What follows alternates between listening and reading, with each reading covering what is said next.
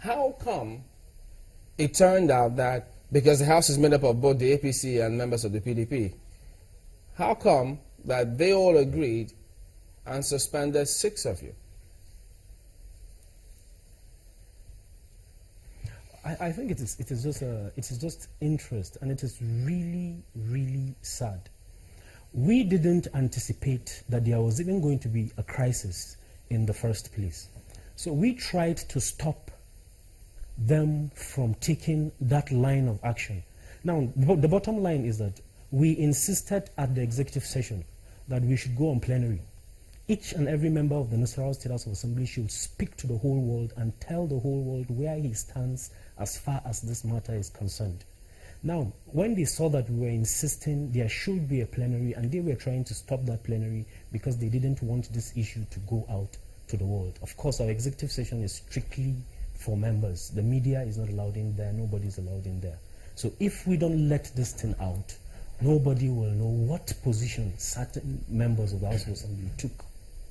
So when they realized this, one of them took a chair, smashed it on the table in the executive session, and then there was chaos. People outside heard the noise. People outside heard the rancor, and media just rushed in. When they rushed in, this set of members rushed out of the executive session room and left the 6 of us. Now, ordinarily, as the spokesman of the House, Chairman House Committee on Information, they came straight to me and said, what transpired here? And my 5 other colleagues were around. They flanked me. And then we spoke. We told them, this is the issue.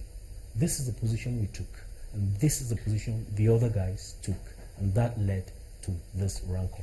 Now, our suspension was premised on the fact that we addressed the press without the authority of the House, and that is ridiculous. There is nothing in our rules that stops. This is not the first time I am addressing the press without recourse to the House, and the House gives a nod to it. It is tradition. I can never say anything that is contrary to law, contrary to what the House of Assembly should stand for. So in matters like this, I do not need to consult with anybody to say that this House is standing on the side of the law. So they went downstairs into the office of the majority leader. The deputy speaker was there. Strangely, he is from the PDP, and the majority leader is from the APC. Sat in his office, and while they were planning this suspension, 1 or 2 of our colleagues who actually were passive participants in the suspension scenario called us and said, these guys are planning something. Don't leave the premises of the House because they're planning to suspend you. Now, when we heard that, we rushed into the chamber where we hold our plenary, sat there, and incidentally, the warning we received happened. They walked in, started the business of the day, the votes and proceedings of the previous day, and the other paper were given to us. And clearly there was nothing on the other paper for the day showing that they even intend to suspend or to take any disciplinary step against any members of the Nasarawa State. At the time, those visuals of the House, at the time those visuals were captured, it wasn't just 6 of you, was it? The visuals that circulated in the press, it wasn't just 6 people. This was more than 6. No, it wasn't. It's the whole House. So what stage was this? This was the plenary. The preamble I gave you was what transpired in the executive session. Even the press statement, and incidentally, the press statement has not been released to the public. I made a press statement in the executive session, and that was what they premised the suspension on. And they said, we granted press statement without the authority of the House. That was when the majority leader was moving the motion for our suspension. And one of us, one of the 6, who is also a lawyer, heard this and quickly stood up and said, point of order. The deputy speaker who was presiding asked, what order? And he said, order 38.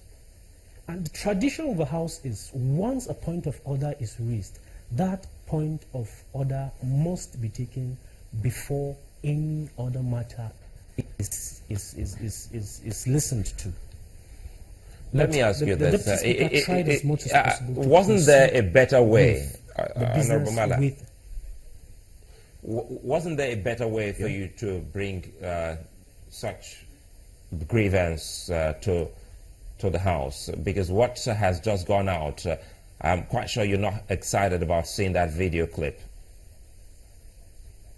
I am not. It's a shameful thing. Wasn't there a better way for you, you and your members to have gone around this? Okay, you know, these are acts that happen, they happen impulsively. If you look at the video very well, the time I stood up and was addressing the person who threw the first punch at me, I was trying to call his attention to the fact that allow this point of order to go on. And the next thing is, I received the punch. Now, the Constitution of Nigeria guarantees my right to life. He gave me a punch, tried to give me a second one.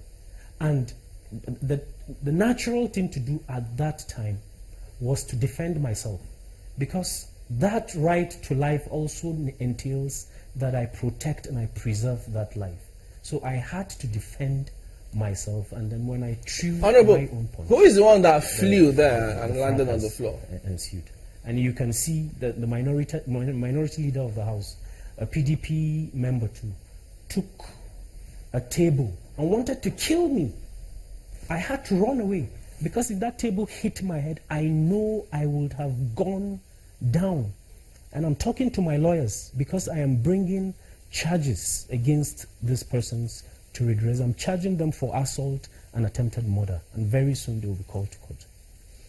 All right, Honorable Makpa Malia, Chairman, House Committee on Information, Nasarawa State House of Assembly. Well, thank you for talking to us today. We'll be in touch to get what happens next.